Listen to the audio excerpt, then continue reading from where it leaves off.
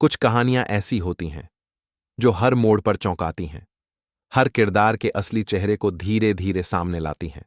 और अब वसुधा की कहानी में आने वाला है एक ऐसा ही बड़ा मोड़। जिसने भी करिश्मा की चालों से परेशान वसुधा को देखा है, उसे ये खबर सुनकर राहत जरूर मिलेगी। अब करिश्मा को उसकी असलियत दिखा दी गई है। करिश्मा, जो अब तक मासूम बनने का नाटक कर रही थी, अब चंद्रिका के सामने पूरी तरह बेनकाब हो गई है। इतना ही नहीं, अब वो जेल की सलाखों के पीछे पहुंच चुकी है। कहानी में ये पल बहुत बड़ा है, क्योंकि ये दिखाता है कि बुराई कितनी भी तेज क्यों ना हो, सच्चाई उससे कहीं आगे होती है।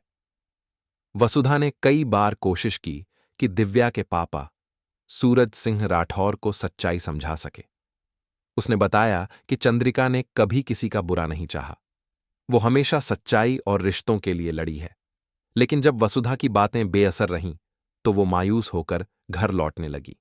घर लौटते समय वसुधा को रास्ते से किडनैप करवा लिया गया, और ये काम किसी और ने नहीं, करिश्मा ने करवाया था। ये था उसका सबसे खतरनाक दांव, वसुधा को हटाना, ताकि उसका सच कभी सामने ना आ सके। सोचिए दोस्तों, क्या कोई इंसान इतना गिर सकता है कि किसी को जान से मरवाने की साजिश करे? आपकी राय कमेंट में जरूर बताएं। क्या करिश्मा को सजा मिलनी चाहिए? देव ने चंद्रिका को समझाया कि अविनाश में जो बदलाव आया है, वो सिर्फ इसलिए है क्योंकि अविनाश को दिव्या से प्यार है। उसने अपने प्यार के लिए खुद को बदला, न कि किसी मजबूरी या साजिश के तहत। लेकिन दूसरी तरफ करिश्मा मंडप में बैठकर अविनाश को ब्लैकमेल कर रही थी। करिश्मा, जो मंडप पर बैठी थी, अविनाश को खुलेआम धमका रही थी। वो कह रही थी कि अगर उसने उसके हिसाब से नहीं चला तो वो उसकी जिंदगी नर्क बना देगी।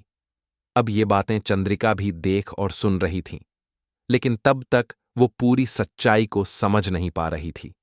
देव की बहादुरी, जब उसने वसुधा को बचाया, जब देव को वसुधा के किडनैप की खबर लगी, तो वो बिना वक्त गंवाए निकल पड़ा। उसने वसुधा को उन गुंडों से बचाया, और जब वसुधा सुरक्षित लौटी तो दोनों ने मिलकर करिश्मा की सच्चाई उजागर करने का फैसला किया। अब देव और वसुधा के पास सबूत थे। करिश्मा ने वसुधा का अपहरण करवाया, अविनाश को ब्लैकमेल किया। उसका एक बॉयफ्रेंड भी है जो उसके साथ साजिश में शामिल है, और उसने सबको धोखा दिया। ये सारे सबूत लेकर दोनों पहुंचे चंद्रिका के पास। जब करिश्मा ने देखा कि उसका खेल खत्म हो गया है, तो उसने एक और गंदी चाल चली। उसने कहा, देव ही मुझ पर बुरी नजर रखता था, वो मुझसे शादी करना चाहता था, लेकिन जब मैंने मना कर दिया तो अब ये सब करवा रहा है। लेकिन सब जानते थे कि देव ऐसा इंसान नहीं है। चंद्रिका, जो अब पूरी सच्चाई जान चुकी थी, उसने बिना देर किए करिश्मा को एक जोरदार तमाचा मारा और उसे पुलिस के हवाले कर दिया। अब करिश्मा पहुंच चुकी है जेल के अंदर। जेल में पहुंचकर भी करिश्मा ने हार नहीं मानी। अब वो देव के सामने हाथ जोड़कर माफी मांगती है, कहती है, बस एक मौका दे दो, मैं कभी आपकी जिंदगी में वापस नहीं आऊंगी। लेकिन देव अब उसकी चालों को समझ चुका है। वो जानता है कि यह सब नाटक है, बस जेल से बाहर निकलने की एक और कोशिश। अब आप बताइए, क्या करिश्मा को माफ कर देना चाहिए, या उसे जेल में ही उसकी सजा पूरी करनी चाहिए? अपने विचार कमेंट में जरूर शेयर करें। अब जब करिश्मा की सच्चाई सबके सामने है, तो क्या सब कुछ शांत हो जाएगा, या फिर कहानी में कोई नई साजिश, कोई नया मोड़ छिपा है? ये जानने के लिए जुड़े रहिए। आपका प्यार, आपकी प्रतिक्रिया ही इस कहानी को आगे बढ़ाती है। अगर आपको ये कहानी पसंद आई हो तो इसे दूसरों तक पहुंचाएं, कमेंट करें, शेयर करें और बताएं आप वसुधा और देव के लिए कितना खुश हैं।